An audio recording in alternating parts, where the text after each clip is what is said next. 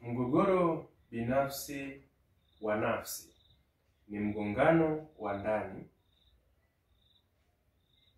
wa fikra za mtu kati ya hisia, maadili, matarajio au malengo au matakwa ya mtu binafsi.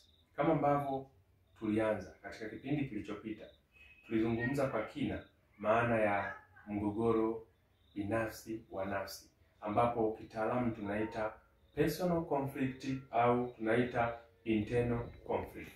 Sasa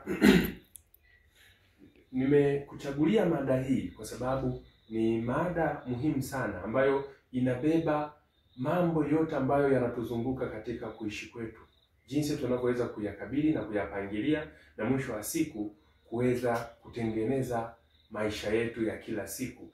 Kwa hiyo ni katika hayo mazingira ya maisha yetu na kuishi kwetu yanaweza yakatafsiri mahusiano baina ya mtu na mtu, mtu na kundi, mtu na watu wengine, mtu na jamii, jamii na jamii, nchi na nchi na kadhalika. Kwa hiyo hii ni mada muhimu sana ambayo kwa upana inachambua namna njema ya kubaki katika mitizamo iliyokuwa chanya kwa faida ya kwako na kwa faida ya watu wanaokuzunguka. Kwa hiyo tunaendelea. Hapa ninakwenda kujadili moja kwa moja kuhusiana na dalili za mgogoro binafsi wa nafsi. Twende nami Sospeter Mosewe Bulugu. Katika dalili ambazo nimekutayarishia hapa, dalili ya kwanza ni mkanganyiko wa maamuzi. Yaani utajuaje sasa kwamba huyu mtu anaanza kuingia kwenye shida ya kuwa na mgogoro binafsi wa nafsi? Hapa unaweza ukaona kwamba mtu anakuwa na mkanganyiko wa maamuzi, na kitaalamu tunaita indecisiveness, kwamba anakuwa anapata ugumu wa kufanya maamuzi hata kama ni mambo madogo madogo, lakini pia unajisikia kama kila uamuzi una faida au hasara kubwa. Kwa hiyo unajawa na hofu kubwa katika kufanya maamuzi. Kwa hiyo unakuwa una sita katika kufanya maamuzi. Hiyo ni dalili mojawapo. Unapoona mkanganyiko wa kufanya maamuzi au uchaguzi katika mambo fulani ya maisha au ndani ya maisha na mpangilio wa maisha yako, basi jua kwamba unaanza kupata hatari hii ya mgogoro binafsi wa nafsi. Lakini cha pili au dalili ya pili ni kuwa na msongo wa mawazo au kitaalamu tunaweza tukaita stress or anxiety. Hapa mtu anakuwa ana mawazo mengi yanayomchanganya na kumlemea. Yaani anajikuta ana wimbi kubwa la mawazo, na hivyo kushindwa lipi alifanye, lipi aliache, na mwisho wa siku huyu mtu anajikuta katika mazingira ya kushindwa kutoa utaratibu kwenye hayo mambo ambayo yanamsonga au yanamzonga. Lakini pia huyu mtu anakuwa katika msongo wa mawazo, anakuwa na hofu iliyopitiliza katika kufanya makosa au kuchukua hatua isiyo sahihi. Kwa hiyo dalili ya tatu. Kwa hiyo katika dalili ya tatu ni hali ya huzuni au kutokuwa na furaha. Mtu anakuwa ana low mood. Mtu anakuwa ana low mood. Hii ni katika zile bipolar ambazo hapa ambazo ni depression. Yaani mtu anakuwa na bipolar disorders kitaalamu, lakini hapa anakuwa na ile hali ya huzuni au kutokuwa na furaha, mood yake inakuwa chini. Kwa hiyo huyu mtu anapoteza furaha hata katika mambo ambayo awali yalikuwa yanaweza kumpa furaha. Kwa hiyo hiyo ni dalili mojawapo katika eneo hilo la hali ya huzuni iliyopitiliza. Lakini pia kitu kingine ambacho huyu mtu kinakuwa kinamkabili ni anakuwa anahisi kutokuwa na maana au kupoteza mwelekeo wa maisha. Sijui unaweza kuona hapa kwamba mtu anakuwa anaona kama thamani yake ya kuishi haipo tena. Lakini pia dalili namba 4 ni migongano ya maadili au imani. Unahisi kwamba kile unachokifanya kinapingana na imani zako au maadili yako ya ndani.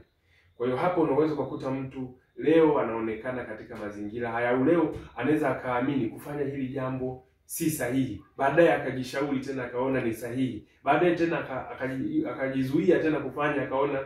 Kwa anakuwa ana hali ya mkanganyiko katika kuchagua kwamba ni yapi hasa maadili sahihi kwake. Kwa hiyo anakuwa na mgongano wa aina hiyo. Kwa mtu kama huyo anakuwa anashindwa kupata ile udhibiti wa hisia zake binafsi. Lakini pia kitu kingine ni kuwa ni mtu mwenye kujisikia hatia au majuto ya mara kwa mara, kwamba kila kitu ambacho labda unakuta amewahi kukifanya au amewahi kukipitia, basi anakuwa katika mazingira ya kujilaumu kwa maamuzi ambayo aliyafanya au maisha ambayo anayaishi. Unakuta anakuwa anajilaumu, sawa tu bwana, maisha haya bwana, sijui hivi na hivi. Yaani kila anachokifanya yeye anaona kama anakosea, au kila anachokifanya anaona kama anajutia kwamba kwa nini amekifanya, au anahisi labda amekifanya kinyume cha alivyo ambavyo alitakiwa kukifanya. Lakini dalili namba 6 ya mtu mwenye internal conflict ni hali ya kujitenga au kutokutaka kuhusiana na wengine. Na hapa mtu anakuwa hataki kabisa kuongea au kushirikiana na familia, marafiki au jamii. Kwa hiyo anaamua kuchagua maisha yake tu ya upweke ya peke yake. Na dalili ya 7 ni kupoteza kujiamini, anakuwa na self doubt, yaani yeye mwenyewe anakuwa hajiamini na hivyo anakuwa anajitilia mashaka. Lakini pia kitu kingine ni kupoteza kujiamini, au hapo nimeshazungumza. Lakini pia kujiuliza kama wewe ni mtu sahihi au unafanya kitu sahihi au unaelekea njia sahihi, kwamba kila unachokifanya unakuwa una mashaka nacho, unakuwa na mashaka mengi katika kile unachokifanya, na mara kadhaa unakuwa unahisi labda pengine unafanya katika upande wa kukosea na sio kupatia. Lakini dalili ya 8 ni mwili kuwa dhaifu bila sababu za kiafya. Hapo utakutana na mtu ambaye anaonekana mchovu, kukosa usingizi, maumivu ya kichwa au tumbo, ugonjwa bila kuwa na ule ugonjwa wa moja kwa moja ambao labda unaweza ukawa unatambulika kitabibu. Kwa hiyo hapo maana yake mtu anakuwa anaonesha kwamba hii ni dalili ya kuwa na changamoto. Sasa kama ambavyo tulichambua katika kipindi kilichopita, nitagusia kidogo kwamba je, ni vyanzo vipi vinaweza vikapelekea mgogoro wa nafsi. Lakini kwenye hilo la dalili, kabla hatujaenda katika kuangalia vyanzo, kuna dalili nyingine ambayo ni mtu kuwa mkali, kuwa na ukali uliopitiliza. Yaani unaweza ukawa unamuongelesha katika njia ya amani, mwenzako anaibuka katika hali ya ukali ambao wewe mwenyewe unashangaa, huyu ndugu nimemkosea nini? Ukiona dalili za mtu ambaye anakujibu ukali kwenye upole, manake huyo anaanza kupata changamoto binafsi. Na watu wa aina hii mara nyingi sana waga wanakosana na watoto wao, wanakosana na ndugu zao, kwa sababu ukikuta wakati mwingine labda yeye ndiye ana mamlaka ya juu, anakuwa katika renki ya kuwaendesha kidikteta watu wengine, kwa sababu anakuwa anawapelekesha isivyo kawaida. Sasa hiyo ni hali ambayo ya kuelekea kuchanganyikiwa wakati mwingine. Zote hizo ni dalili za mtu mwenye msongo wa mawazo ambao ni mgongano wa nafsi yake ya ndani. Kwa hiyo ndani kuna moto, nje ule moto watu wengine wanakutana nao katika mazingira ya ukali. Lakini pia wakati mwingine huyu mtu unaweza kumkuta anaongea peke yake, au kupatwa na mawazo mabaya, kuto kujisikia amani au hali ya usalama. Mtu anakuwa anahisi anajishtukia kila alipo, anaona kama anawindwa, yaani haoni kama alipo yuko salama. Mtu mwenye mazingira aina hiyo, basi utambue kabisa kwamba anakuwa ameanza kupata changamoto hizo za afya akili, lakini pia hasa hususan pale mtu anapokuwa ana changamoto za hii internal conflict au mgogoro wa nafsi binafsi. Kwa hiyo hapo tunasema miongoni mwa vyanzo ambavyo vinaweza vikasababisha mgogoro wa nafsi, kama ambavyo nilieleza katika kipindi kilichopita, ni pamoja na migongano ya kidini au maadili, shinikizo la familia au jamii au kazi. Mtu anapokuwa amepewa shinikizo ambalo yeye anataka labda afanye kazi fulani, lakini unakuta mazingira, kama ambavyo nieleza kipindi cha nyuma, kwamba mazingira yanakuwa yanamfanya anajikuta kwenye kazi ambayo hakuisomea wakati mwingine. Ina maana huyu mtu anakuwa anapata shinikizo kwenye eneo lake la kazi, kwa manake anafanya kitu bila kuwa na furaha nacho.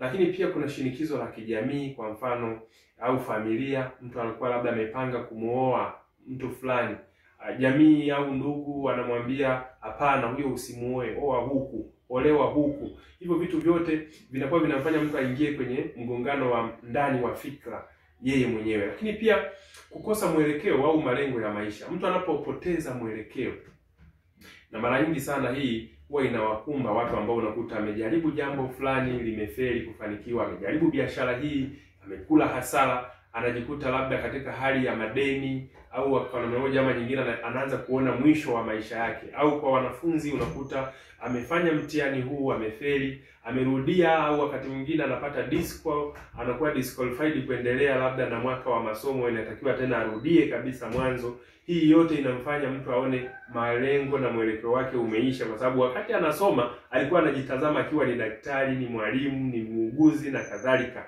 Sasa anapokuwa amefeli mitihani na kila kijaribu anafeli, anajikuta katika mgongano wa mawazo na mgongano wa fikra yeye mwenyewe, na mwisho wa siku kujiona amepoteza mwelekeo. Sasa hii hali ya kupoteza mwelekeo ndio inampelekea mtu katika changamoto ya kuwa na hiyo internal conflict. Mtu anakuwa na ugomvi wa ndani ya nafsi yake, na mtu wa aina hii ndio utakutana naye yuko na dalili ambazo nimekwisha kutangulia kuzitaja. Lakini pia uamuzi mgumu unaohusisha mustakabali. Kwa mfano, tunasema uamuzi mgumu unaohusisha mustakabali ni kwamba kuna maamuzi ambayo ukiyafanya sasa huwezi kuyabadilisha, au huwezi kuyabadilisha kiurahisi, na maamuzi hayo mara nyingi huwa yanaingia katika utaratibu wa kisheria na kutambuliwa na sheria. Kwa kuyabadilisha inakuwa ni vigumu. Kwa mfano mambo kama ya unapochagua, kwa mfano ni mwanafunzi uko unasoma, labda umechagua tahasusi fulani au kombi fulani, unapochagua ukaanza kuisoma tayari huwezi kuja kurudi tena kurudisha mwanzo wake, inabidi uisome hiyo hiyo na mwisho wa siku uendelee na taaluma zenye mlengo huo huo. Kwa hiyo katika mazingira kama hayo mtu anakuwa anajikuta anafadhaika, kama alikuwa na malengo tofauti na mwelekeo huo, atajikuta anaingia kwenye changamoto ya internal conflict. Lakini pia maamuzi katika mambo ya ndoa, kuoa. Kwa mfano mtu anaweza akaamua kutoa talaka, au maamuzi tu ya kuoa bila kufikiri. Unakuta anaoa mtu asiyempenda au anaolewa na mtu asiyempenda, na mwisho wa siku anaishi kwenye ndoa yenye majuto makubwa, yenye migogoro ya ndani. Ndio pale sasa utashangaa tunapata changamoto sana za ukatili wa kijinsia. Mtu wakati mwingine umeona watu wengine wanakatana mpaka nyeti zao, au wanakatana sehemu ya mwili, au wanacharangana mapanga, wanapigana. Wakati mwingine mtu anamnyonga mwenzake kwa sababu tu rohoni mwake ana ukakasi, ana gugu ambayo ni hali fulani ya kinyongo cha kutokumkubali mwenza aliye naye. Lakini ukirudi nyuma ni kwamba hakuna aliyemlazimisha labda kuoa. Katika mazingira hayo manake huyu mtu alifanya maamuzi magumu ambayo yanahusisha mustakabali bila kufikiri. Kwa hiyo ndio maana tunashauriwa kufikiri. Sasa kuna watu wengine unakuta labda wanatenda ukatili mwingine kwa wenza wao, na ukatili mwingine kwa watoto na kadhalika. Ukatili wote wa aina hiyo na wa namna huo inatokana na namna gani mtu ana mgongano wa mawazo yake. Na kwa sababu mtu akishakuwa na mgongano wa mawazo anakuwa anashindwa kudhibiti hisia zake za ndani na kudhibiti fikra zake, na mwisho wa siku anapopoteza hali ya kudhibiti maamuzi yake anajikuta anaamua bila kufikiri. Kwa hiyo kuna matukio ya awali ambayo yalimuumiza, hizi tunaziita post trauma. Yaani mtu anakuwa anapata trauma kwamba labda alikuwa katika mahusiano na mtu fulani akamuumiza. Kwa hiyo huyu mtu anakuwa anapata changamoto sana ya kuingia labda kwenye mahusiano mengine tena, kwa sababu anakuwa anahisi labda watu wote wako kama yule ambaye ametoka. Anakuwa na mgongano binafsi wa ndani, internal conflict, ambayo inakuwa inamuumiza na wakati mwingine inamfanya hofie hata mambo ya kuingia kwenye mahusiano au kuolewa, lakini mwisho wa siku anajikuta anaathirika katika hali yake ya kufikiri. Sasa unapokumbana na vitu vya namna hiyo, nini ufanye? Hapa maana yake tunasema kwamba ni lazima utafakari, na hapa uwe na ile wanaita self reflection, kwamba ujitafakari wewe mwenyewe binafsi, kwa sababu mara nyingi sana hizi internal conflict au hii migogoro ya ndani ya nafsi huwa haitokei tu ghafla binivu. kama wengi ambao huwa wanasema. Mara nyingi sana hii migogoro huwa inakuja na dalili ndogo ndogo. Unaanza wewe mwenyewe kujihisi hauko sawa, na kuna wakati mwingine unaweza ukahisi kabisa kwamba hiki ninakifanya katika mazingira ambayo sikuwa ninakifanya. Kwa mfano, ulikuwa unaweza ukaamka mapema, labda huwa unaamka alfajiri, unafanya shughuli ndogo ndogo au unafanya mazoezi, unaanza kuona hivyo vitu tena havina maana kwako. Ulikuwa unaamka labda unakunywa chai ndio unaenda kazini, unaanza kuona chai haina maana kwako. Kwa hiyo utaratibu wa kutoka kwenye yale mazingira ambayo ulikuwa ukiyafanya hapo kabla, unaweza ukajigundua kwamba tayari nimeanza kupata shida. Kwa nini nitoke kwenye utaratibu ambao nilikuwa nimeshajizoelea kwamba huwa ninauishi kila siku?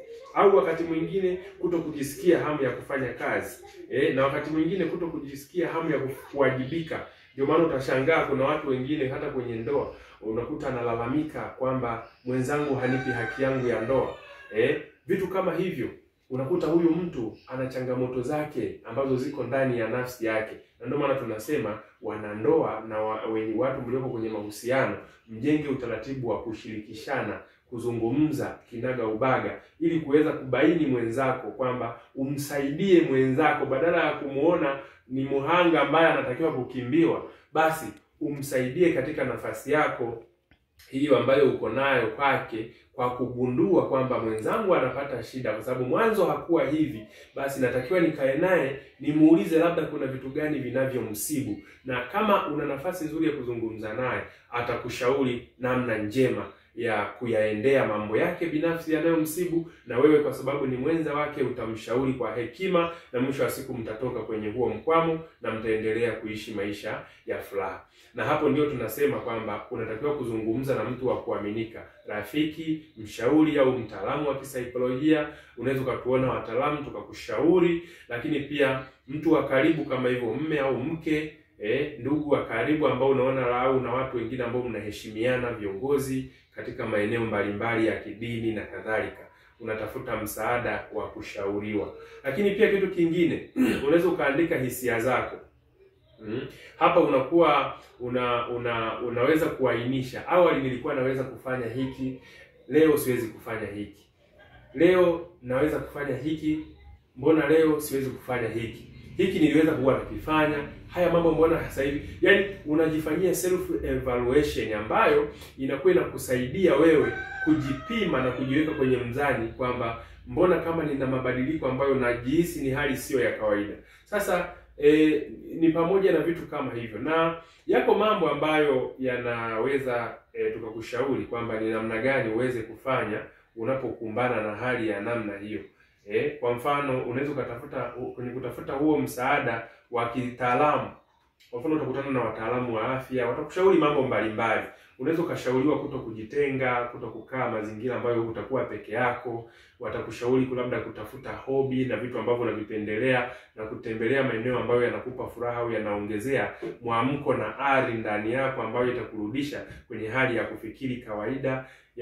Au unaweza ukashauriwa wakati mwingine kujenga tabia ya kufanya mazoezi ili uweze kuwa una restore memory yako, na mwisho wa siku kujikuta unafanya kazi zako vizuri. Lakini pia mtu mwenye changamoto hii ya internal conflict anaweza pia kukumbwa na changamoto nyingine ya kupoteza kumbukumbu wakati mwingine. Kwa hiyo ndio maana tunavyokwenda tunaendelea kuelimishana. Lakini ikiwa una mgogoro wa nafsi sasa na ungependa msaada au kutazama kwa undani zaidi, tunaweza tukakusaidia, na unaweza ukatuona kupitia mawasiliano yetu ambayo ni 0753725034, au ukatembelea katika kurasa zetu Imarisha Afya ya Akili, au ukatembelea katika ukurasa wa YouTube Mfalme Ngamia Media ukaweza kusubscribe, au maeneo mengine kama Smaujata unaweza ukatutembelea na ukaweza kupata taarifa kuhusu wataalamu wa eneo hili na tukakusaidia. Lakini sasa tuangazie katika eneo la madhara. Okay. Hapa sasa ninakuletea madhara, na madhara haya tumeweza kuyaweka katika makundi kadhaa, na kuna madhara ya kisaikolojia, lakini pia yako madhara ya kiafya, lakini pia yako madhara ya kihisia, lakini pia yako madhara ya kijamii au kifamilia, lakini pia yako madhara ambayo ni ya kiakili, kwamba hapa mtu anakuwa na changamoto za cognitive effects, na kuna madhara mabaya zaidi kama vile kuvunjika kwa ndoa au uhusiano, kujitenga na jamii yako, matumizi ya dawa za kulevya, kufikiri kujiua na kuweza kujiondoa uhai. Hiyo ni moja kati ya madhara. Sasa tuanze tukaangalie haya madhara tuweze kuyafafanua. Japokuwa katika vipindi vyetu vilivyopita, ukienda katika peji hizo ambazo nimekutajia, Mfalme Ngamia Media, utapata mahojiano yangu wakati ninazungumzia dalili, chanzo, sababu na namna ya suluhu na madhara ya mtu aliyepatwa na changamoto za afya ya akili. Zote huko tumeweza kufafanua, lakini sasa nikupeleke katika kuangalia eneo hili la madhara. Kisaikolojia tunasemaje? Kisaikolojia tunasema kwamba huyu mtu anakuwa anapata psychological effect. Ndio hapo utakutana na mtu ambaye ana msongo wa mawazo, stress. Mgogoro wa ndani unaweza kuongeza hali ya wasiwasi na msongo mkubwa wa akili. Lakini pia huzuni au unyogovu, kwa maana ya depression, kitaalamu tunaita depression. Kwa hapa mtu anakuwa na huzuni. Mgogoro unaoendelea bila kutatuliwa unaweza kupelekea mtu kujihisi hana thamani, kupoteza matumaini au furaha. Na mtu mwenye psychological problem au matatizo au changamoto za kisaikolojia anaweza kujichukia yeye mwenyewe, au kujilaumu kupita kiasi. Hisia za hatia zisizoisha zinaweza kumpunguzia mtu thamani ya nafsi. Anakuwa anapata low self esteem, kwamba kila akijitazama anajiona mnyonge, hawezi tena kupambania ndoto zake, hawezi tena kupambania haki zake, hawezi kujiona kama ni mtu mwenye nguvu. Kwa namna moja ama nyingine anakuwa anatengeneza mazingira ya kujikasirikia au kujichukia yeye mwenyewe, na ndio maana mtu anaweza kufikia hatua hata ya kujiua wakati mwingine, kwa sababu anaanza kujiona kwamba hawezi tena kukompiti kwenye ulimwengu tulionao. Kwa hiyo katika mazingira kama hayo unaweza kujikuta mtu anachanganyikiwa, anakuwa anashindwa kukosa au kudhibiti hisia zake, au kutokuwa na uhakika wa nini cha kufanya, au kuhisi amepotea, mtu wa namna hiyo. Lakini yako madhara pia ya kiafya. Hapa madhara ninayoyazungumzia ni madhara ya internal conflict au madhara ya mgongano wa hisia wa ndani, au tunaweza tukaita mgogoro binafsi. Mgogoro binafsi unaweza ukakulipa changamoto za kiafya pia. Mfano, uchovu wa mara kwa mara, mtu anakuwa na chronic fatigue. Mtu anaweza akapata mgogoro wa nafsi, akaathirika mwili na akapitia uchovu ambao sio wa kawaida. Lakini pia kukosa usingizi au insomnia. Mtu anakuwa na kosa usingizi, kitaalamu insomnia. Anakosa usingizi, yaani mida wengine wamelala, yeye hapati usingizi. Kwa maana yake anakuwa hawezi kupata muda mzuri wa kupumzika. Lakini pia maumivu ya mwili, au maumivu ya kichwa, mgongo, tumbo, shinikizo la damu yanatokana na msongo wa ndani. Kwa sababu mtu anapopata hizi dalili au mtu anapokumbwa na internal conflict, mara nyingi sana anakuwa anafanya zile homoni zinazokuwa ziko mahususi kwa ajili ya kufight, zinakuwa zinazalishwa, na hivyo huyu mtu anakuwa anajikuta anatengeneza homoni zinakuwa zinajiandaa kupigana kwa namna moja ama nyingine. Kwa hiyo mbadiliko wa namna damu yake inavyotembea mwilini, na hivyo kufanya moyo unakuwa unashindwa wakati mwingine kuhimili yale mapigo ya moyo na namna ya usafirishaji wa damu, na kujikuta huyu mtu anapata changamoto ya shinikizo la damu. Ndio maana unaweza ukashangaa katika mojawapo ya dalili pia za mtu ambaye ana mgogoro wa ndani ni mapigo ya moyo kwenda kasi, yanayosababishwa na mtu kuwa katika hali ya hofu au wasiwasi. Lakini pia kitu kingine ni changamoto za kijamii, changamoto za kijamii. Hapa tunaweza tukasema kijamii, tunasema ni relational effect. Hapa unapata mtu anakumbwa na migogoro ya kifamilia, au kazini. Unakuwa mgumu kuelewana na wengine kwa sababu ya hali yako ya ndani. Unakuwa wewe una ugomvi tu na kila mtu, kila mfanyakazi mwenzako una ugomvi naye. Wewe hamna mtu amewahi kuwa mwema kwako. Katika mazingira kama hayo, wewe manake lazima uweze kujiwekea analysis kwamba labda una changamoto, kwa sababu haiwezekani unakuwa unagombana na kila mtu. Katika familia yako kila mtu ni mbaya tu, katika kazi kila mtu ni mbaya tu. Kwa katika mazingira hayo ya migogoro kazini au kwenye ngazi ya familia, unagundua kwamba kunakuwa kuna kitu ndani yako hakiko sawa, kwa inabidi ukirekebishe. Lakini mtu anaweza kupoteza mahusiano, marafiki, unaweza kupoteza marafiki au wanafamilia wanaanza kujitenga na wewe kutokana na mabadiliko ya tabia au kutokuelewana. Wanaanza kukuona kama wewe ni mshari hivi, ni mtu ambaye kwa namna moja ama nyingine tena huna maana kwao, kwa sababu ni mtu ambaye huwezi kuappreciate kila kitu na wakosoa tu wewe, lakini wenzako hata wakifanya huwezi kuwapongeza, na mara nyingi unakuwa ni mtu wa shari. Kwa sasa katika mazingira kama hayo, ugundue kabisa kwamba unakuwa umeingia kwenye changamoto, na hayo ni miongoni mwa madhara, ni kupoteza mahusiano na wenzako.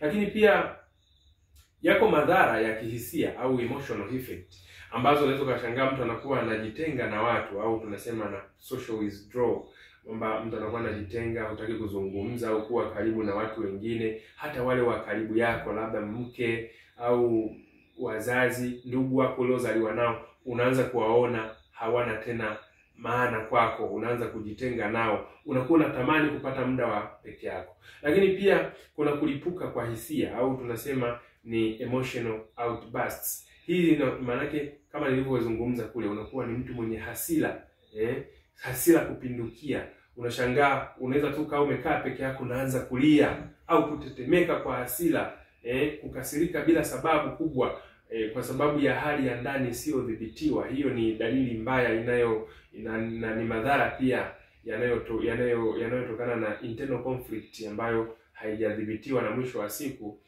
inaathiri hisia zako na namna unavyoweza kuyapokea mambo. Kuto kujiamini, unakuwa na lose confidence, unajihisi hufai, huwezi au hujui unachotaka kufanya. Mazingira yote hayo yanakuwa ni mambo ya hisia. Ndio maana unaweza kushangaa jambo ambalo unaweza kulifanya kipindi cha nyuma huwezi tena kwa sasa kulifanya. Yako madhara pia ya kiakili, ambapo hapa katika madhara ya kiakili utakutana na tunaita ni cognitive effect. Kwa mtu unakuta unashuka uwezo wa kufikiri au kufanya maamuzi, unakuwa na ugumu wa kufikiri kwa makini au kufanya maamuzi sahihi. Kuna kupoteza mwelekeo au maisha, una lose direction. Unakuwa unajihisi kama huna malengo wala sababu ya kuamka kila siku. Unaona? Kwa hiyo kwa namna moja ama nyingine, badala ya kuamka alfajiri kama ulivyokuwa umezoea, unaamka, unapiga dua, unafanya mazoezi, unaoga, unakunywa chai, unaenda kazini. Sasa hivi unakuwa unalala tu mpaka saa 4, unalala tu, au wakati mwingine unalala hata siku nzima kabisa. Wanakuja kukuamsha vipi? Uone sababu kabisa ya wewe kuamka, kwa sababu huoni kama kuna haja ya wewe kuwa na malengo. Lakini kama ambavyo nimesema kwamba yako madhara makubwa zaidi ambayo ni kwa namna moja ama nyingine kupoteza mahusiano, au mazingira ya kuwa isolation au kujitenga na jamii yako, matumizi ya kujiingiza katika matumizi ya dawa za kulevya na pombe, unywaji wa pombe kupita kiasi, lakini pia kufikiri kujiua au hata kujiua kabisa au hata kuua watu wengine. Kwa katika mazingira kama hayo ya kujidhuru au kudhuru watu wengine, tunayaona hayo ni madhara makubwa zaidi, kwa sababu yanaanza kugusa maisha ya watu wengine. Ninakushukuru sana mfuatiliaji wangu wa Mfalme Ngamia Media katika kipindi chetu cha Imarisha Afya ya Akili. Mimi ninaitwa Sospeter Bulugu, ni mlezi wa jamii. Ninakushukuru kwa muda wako. Mpaka wakati mwingine, naamini liko jambo ambalo umejifunza. Usiache kusubscribe channel yetu. Mpaka wakati mwingine, tunakupenda. Kwa heri.